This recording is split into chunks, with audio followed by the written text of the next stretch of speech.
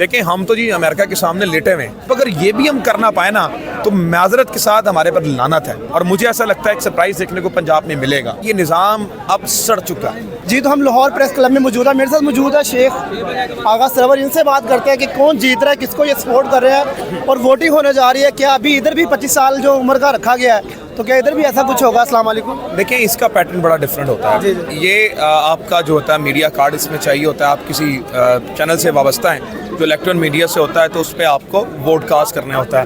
عموماً طور پر یہ 20-25 سال سے عمر لمبی ہوتی ہے. اس کی وجہ یہ ہے کہ اس میں مین چیز دیکھی جاتی ہے کہ آپ صحافی ہیں اور صحافی آ کر یہاں پر ووٹ ڈالتے ہیں. میں اس وقت شاکر محمود عوان صاحب کو سپورٹ کر رہا ہوں بیکاز ان کو اغوا بھی کیا گیا، ریاستی جبر کا نشانہ بنایا گیا اور پھر بھی یہ ڈٹے رہے، اپنے موقف سے پیچھے نہیں ہٹے. تو ہمیں ایسی دلیر صحافیوں کو آگے لانا چاہیے ضرورت ہے جو آزادی صحافت کے لیے کام کر سکے. جی تو آپ بتائیں، آپ کو لگتا ہے کہ وہ جیت رہے ہیں ووٹنگ کے لحاظ سے؟ نظر آ رہا ہے کچھ؟ دیکھیں جیت ہم ان کو سپورٹ کر رہے ہیں، باقی تمام لوگ ان کو سپورٹ کر رہے ہیں. اصل میں بات یہ ہے کہ ہمیں جیت اور ہار کا جو ہمارے پر تنازع آ گیا ہے یہ بڑا ہی ڈفرینٹ ہے.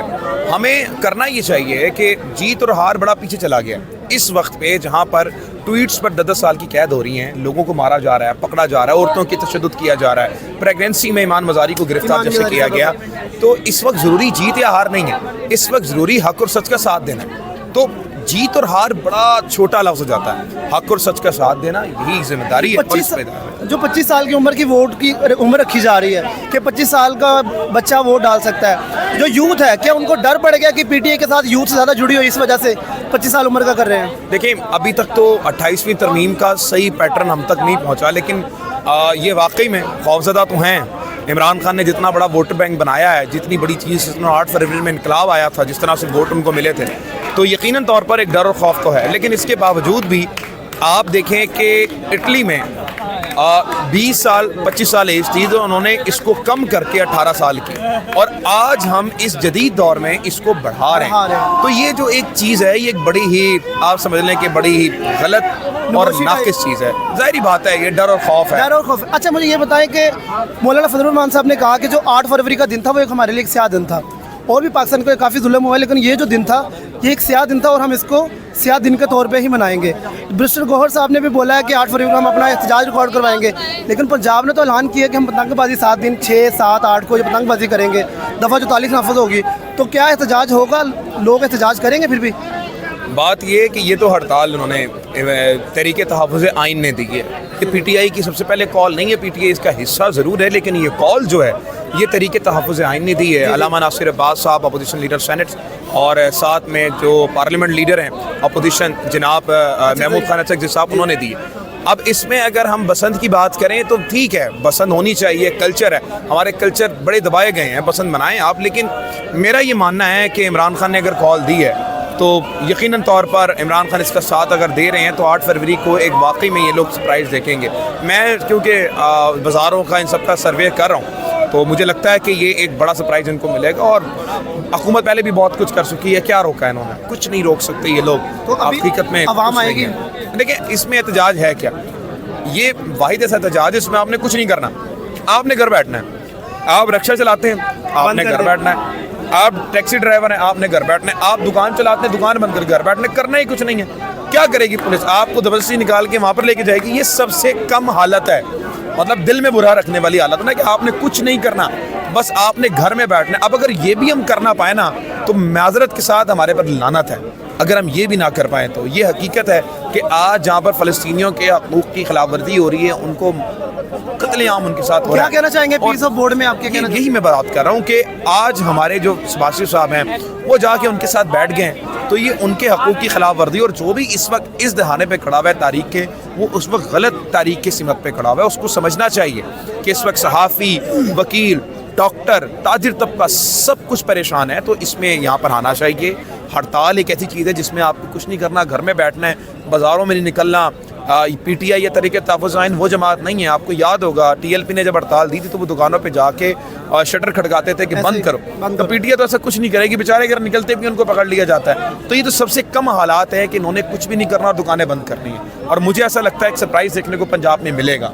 آپ کو لگتا ہے کہ سرپرائز ملے گا؟ ہاں جی بالکل. اچھا پیس آف بورڈ کی جو میٹنگ ہے، ہمارے دشمن ممالک جتنے بھی ہیں جو ہم سے دشمنی رکھتے ہیں، انہوں نے بھی بولا کہ ہم سوچ کے بتائیں گے.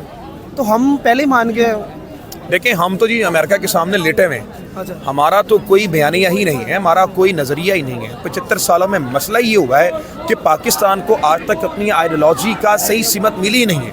کیپٹلزم, کمیونزم, ان سب میں ایک ملک کھڑا ہوا اسرائیل جس نے اپنی آئیڈیالوجی دی, زائنزم جس نے بتایا کہ مسلمانوں کو مارنا ہمارے لیے تو ثواب کا کام ہے. پاکستان اور اسرائیل دو ایسے ملک تھے جو دین کے نام پر بنے تھے. آج ہمارا ملک جو ہے جس نے 75 سالوں میں بابائے قوم کے جو الفاظ تھے کہ ہم کبھی بھی اسرائیل کو تسلیم نہیں کریں گے, آج جا کر پاکستان ایسی ایک کمیشن میں, ایک ایسے بورڈ ممبر میں بیٹھ جاتی ہے جہاں پر یہ واضح بات ہے کہ ہم لوگ حماس کو پسپا کریں گے, خلاف کریں گے.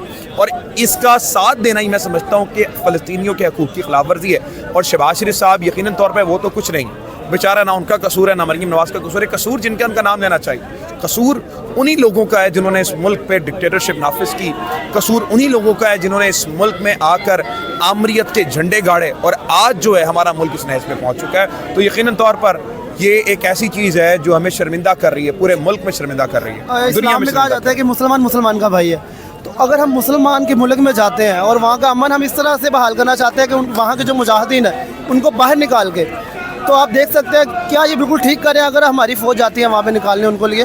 تو مجاہدین کا کیا قصور ہے؟ مجاہدین تو امن چاہتے ہیں نا اپنے ملک میں.